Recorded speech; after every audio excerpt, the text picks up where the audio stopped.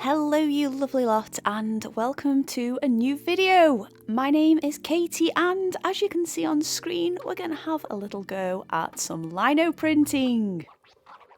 I must mention though, please if you've not done lino printing before then be very careful. Cut away from your body, from your hands, from your skin, and if in doubt just put the tools down. Take a rest and then pick it up later. But I will go into that a little bit more as the video progresses. Anyway, let's start, shall we? So you'll see on screen that I am tracing a design onto some tracing paper and then transferring that across onto the lino. A good hint here is to use a soft pencil, a 2B to a 4B perhaps, to do that, so you'll be able to see your transfer quite easily, and as well it will adhere to the lino a lot better. For me, I found Sharpies actually really good to get those lines down. We're just going for monocolours, by the way, for these prints today. I'm going to explore this a little bit further. But the Sharpie is your friend because those lines will stay there, and when you have to make little amendments and tweak your design a little bit, you can still work around that once you've made an initial print. So to begin with, I actually wanted this to be more of a stamp than an actual print as such, so what I have done is cut around using a X-Acto knife or a surgical knife and just basically removed all of the bits that I just didn't want to carve out. I mean, what's the point in carving it all out? It's not going to print anything, so might as well turn this into a bit of a stamp. Now, I can't for the life of me tell you what lino this is. I think I picked it up from my local art shop before it closed for good. I just stocked up on these. I thought I'm going to return to this one day. And I have. The last time I think I did some lino printing was around the time when Upcrate, and we're talking a few years ago now, actually sent a kit, and I was tidying my room, and I use that term incredibly loosely because this room will never be tidy, I'm afraid. I'm sorry. But I digress. I came across this kit and I thought, you know what? I fancy having a go at this, and this is where this magic happened. I don't really know enough about the tools or materials or anything like that to fully geek out and go into details there, but the actual carving tools I'm using here right now is the SD ones, which were provided with the Upcrate. A little bit further in the video I have reached a point where I've purchased some more because these were just a little tiny bit dull. And one thing I can't mention enough is if you have lino tools and they're a little bit dull, either replace the nibs or sharpen them, because that's where you're going to get injured. If your blades are dull and you're actually pushing across the lino, you're going to be adding more pressure there, and if you do clip yourself, that's going to hurt. It's really going to hurt and make a mess. Which, contradicting myself, is exactly what I'm doing here. As you can see, I am expressing no caution. I am cutting towards my fingers. I was lucky. That's all I can say on the matter. Obviously there are some parts where I don't, but there we are. Anyway, let's talk about what's happening a little bit more technically on screen right now. So yeah, it had been a long time since I'd last done some lino printing, and more than anything I'd say this piece here was just to reacquaint myself with techniques, how I was going to move the lino cutting tool across the surface, and what I could learn from that, because mistakes were made. I was a little bit cack-handed and heavy-handed on this, and some of the lines I'd drawn down I'd gone over because, again, the tools are just a little bit blunt and I was perhaps pushing too hard, and obviously it won't go in the direction you want it to. It's either pressure or accuracy when your blades are dull. And that's how we end up with stabby fingers as well. So again, I can't tell you enough. Just be careful when you do this. And also, if this is your first time lino printing, don't do anything as intricate as this. I don't know why I went straight into the deep end with this one, but I just had to, and here we are. Luckily with this particular sheet of lino it was quite soft. When I first ever did lino printing, which was more years than I care to mention, back at college, 20 plus years, it was hard lino. It was like proper lino, and we had to use either an iron or a heat plate just to soften it enough to have a few seconds of carving before throwing it back on again. So as you can imagine, you've got this scalding hot piece of lino and these tools, which were college tools, so everyone had used them. They were pretty blunt and they weren't sharpened very often. You can imagine the absolute carnage that class could be sometimes. Luckily, in the year of 2023, and probably quite a few before that, the lino you can get now is a lot softer to work with, which is a lot more friendlier. However, you still do have to put some pressure down. Again, I will just keep mentioning safety throughout this. Anyway, you didn't think I was actually going to print with this straight away, did you? These are all going to be revealed at the end of the video. By this point, I'd bought some more blades, and obviously it came with a new handle.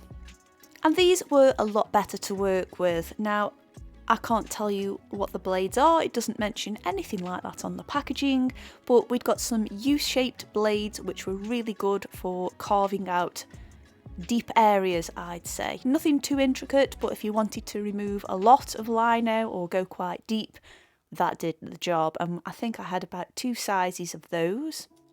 We've also got 2 V-shaped blades, I think it might even be 3, and they vary from a very tiny little V-shaped blade up until a larger V-shaped blade, and that's all I can tell you.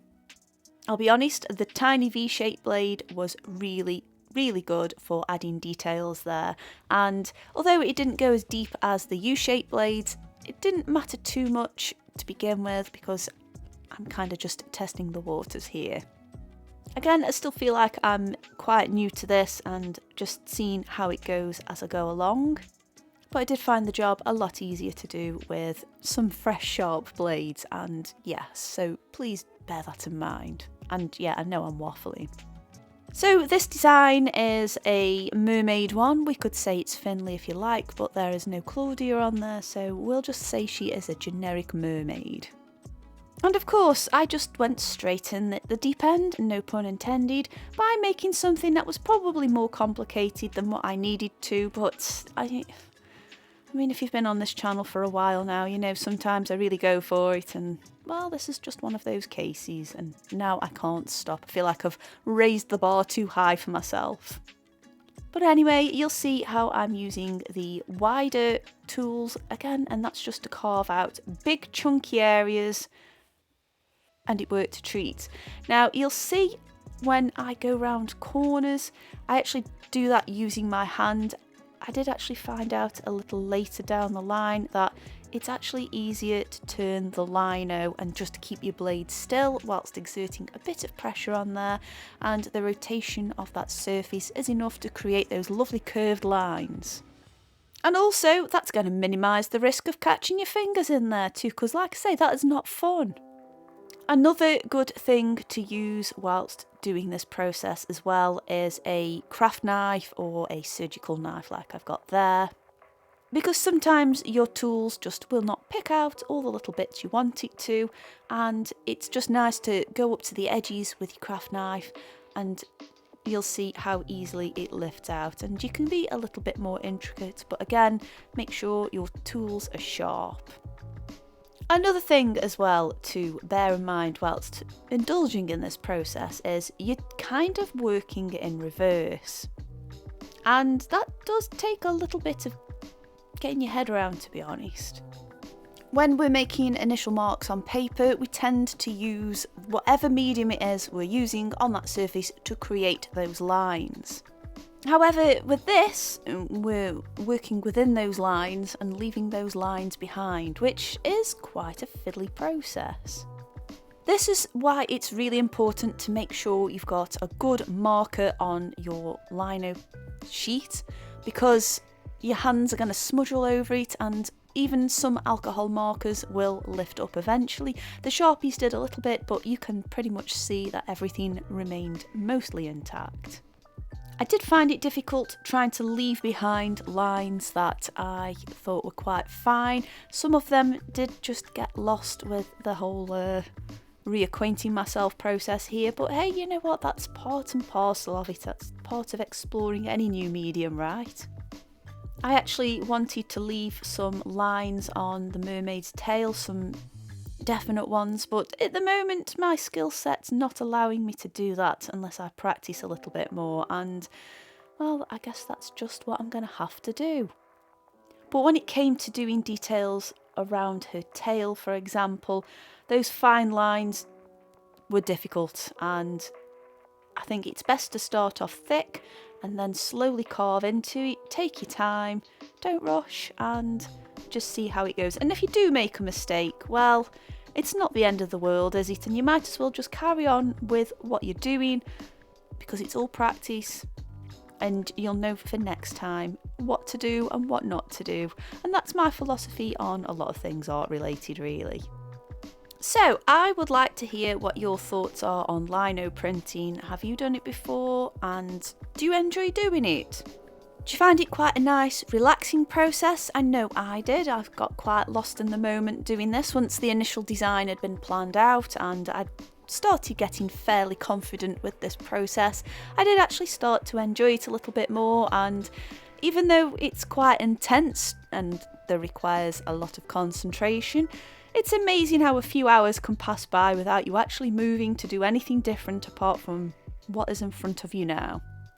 And yes, each of these pieces ranged between about an hour to 2 to 3 hours to carve through. So bear that in mind. It's not just I'm going to do a quick 10-minute lino print carving. You're in it for a bit of a long haul. So if you're the kind of person who intensely just goes with it, then you'll love it. But if you're not, make sure you take a few breaks. Make sure you rest your hands as well, because tired hands are clumsy hands, and well, don't make me put my health and safety hat on again and tell you that it will hurt if you catch yourself. Anyway, I am waffling a little bit there, so I suppose I should let you know these are all single coloured lino prints. I'm only using one coloured ink to work on these. I think once my confidence sort of builds up with this, I might start to introduce different coloured prints. I need to figure out how to do that process and not mess up a couple of hours work just on a little gamble there, but you know, we'll see how that one goes. And we are on the final print here, so I can tell you that this is the SD, I'm sure I'm probably not pronouncing that correctly, but the SD lino that you can buy. It's the soft core lino, and I think I paid about £8 for 5 sheets, and this is A5 size, and they've all been on A5 sheets of lino, by the way. I thought, because the last one was quite intricate, and obviously I've dived straight into this, I thought, you know what, I'm gonna just make this one even more intricate. I did, however, take a slightly different approach. So as you'll see, the subject here is a raven, and all of the line work that I'd done there is actually what I want to carve out. And this probably will become more apparent with my intentions for the design when it actually comes to printing it, because unlike the other 2 sheets of lino that I've been using, when you carve into this, there isn't a change in colour with that lino. So yeah, it's kind of hard to keep track of what you've done there. I suppose a good way to remedy this again is to perhaps cover your surface in a permanent ink and then work around it that way. However, with this particular picture here, I didn't need to try that, but by all means give that a whirl, see whatever works for you. So my favourite sharp pointy tool out of the set was the tiny little V pointed cutter, and I'm so glad I bought new ones. Honestly, it went through so much nicer, and as you can see, I'm taking a slightly more health and safety stance towards this, and you will get used to it. So any bad habits that you have doing this, you will break them, and that's all I can say. Because the curves were quite precise on some of these feathers, I did use a combination of using my actual hand to carve them, as well as rotating the actual lino, as you can see there. And again, it just creates a really nice, smooth curve, I guess. It's kind of hard to know how to describe this. This is quite a newish technique for me. It wasn't hugely important going massively deep in there with my mark making, at least to begin with. There are some where I do have to go back a couple of times, and well, that's to be expected. As long as it's deep enough to feel the texture with your fingers on that surface there, then it's not too bad, and you can always work into it again. It's not actually that hard going over the same area twice. I found this incredibly satisfying with all the little bits of lino that were coming off. It just felt quite nice picking them out. However, just be aware to make sure you do pick them all out, because any that you leave behind will just fall into that area you've carved out, and then when you come to print, it just won't show up. And that's not fun, is it? So I did the majority of these that you've seen on screen right now back in May. And it was a bit of a tough month back in May for me, so that's kind of why I've held back just putting this video up. I wanted to make sure it was at the right time, and then I can get back to you guys with any questions. However, on the day of publishing this, I will be in Paris, but I'm literally there for one day by the time this is published, and then I'll be back and I can have a little look through of any questions you've got.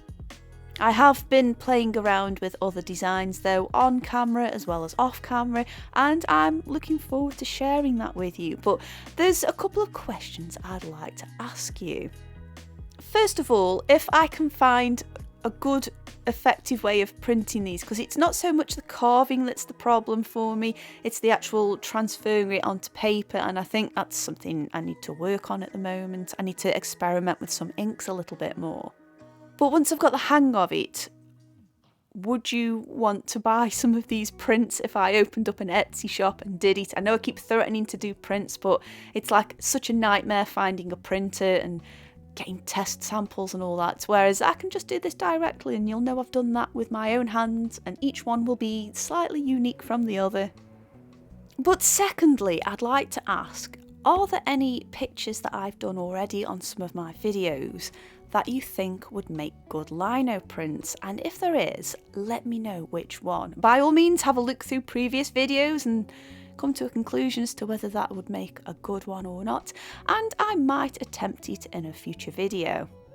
Please bear in mind though that my skills are very limited and I'm not quite up to wanting to use multiple colours, like more than one or two. However, I'm not going to rule it out either.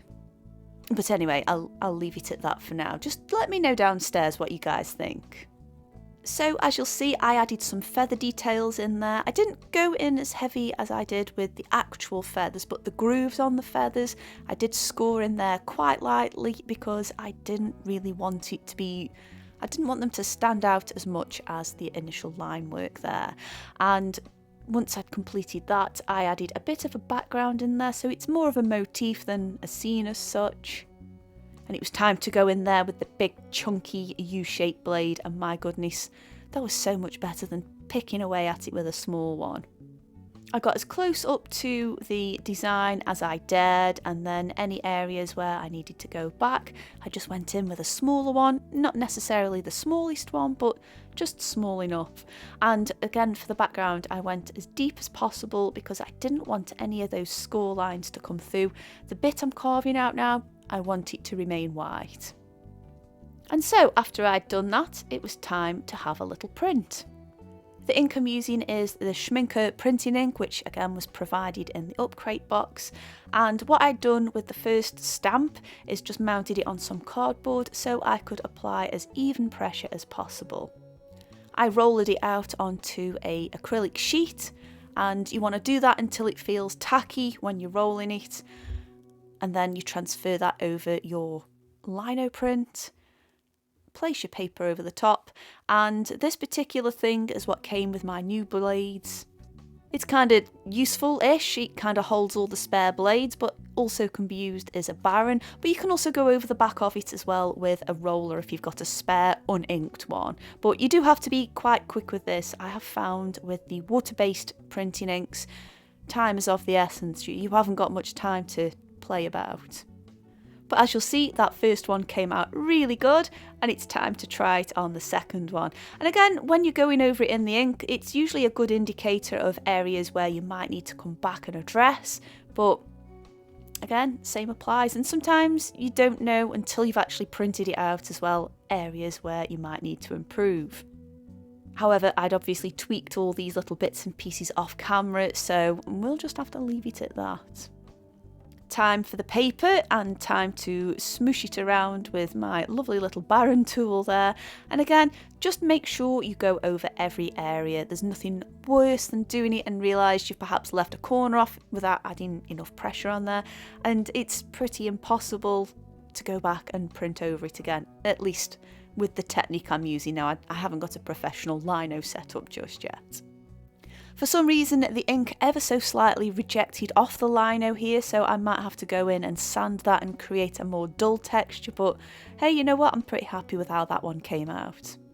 And of course we have the beautiful raven here, and I am so pleased with this one. I'm gonna have to say this is my favourite one here. I did find that some of the feather details, like the actual grooves on the feathers, some of that was lost a little bit, and that might have been just down to flooding the area with ink or maybe applying a little bit too much pressure. However, I'm really happy with how this one turned out. Alternatively, if you didn't want to use block printing ink, you could use alcohol stampers and just stamp it all over your page. You're going to get a slightly less vibrant picture there, but it's a bit quicker, and if you're making something smaller, you're not going to need to get the roller out every time. But I think I actually might cover this in a future video. That's if you want to see me do more lino cutting. I promise you it won't be as waffly or as long as this one, but I just wanted to show a few examples of what I'd done and bung it all in one video rather than doing a few at a time. So if you're still here, thank you so much. I'd used a Bristol board paper as well to print these out on. I figured the smoother surface seemed to be the most effective one, FYI. So here are the 3 lino prints that I've managed to do. Let me know down below which your favourite one is. Mine is still definitely the raven. I definitely put a lot of work into that, and I was very, very happy with the outcome. I hope you've enjoyed this long waffly video, and I hope you've found it useful with a few hints and tips here and there. Obviously there's some more videos on screen that I think you're going to enjoy. I just want to say a huge thank you for watching. Also, if you're going to do this, watch your fingers, and I'll see you lovely lots soon. Bye!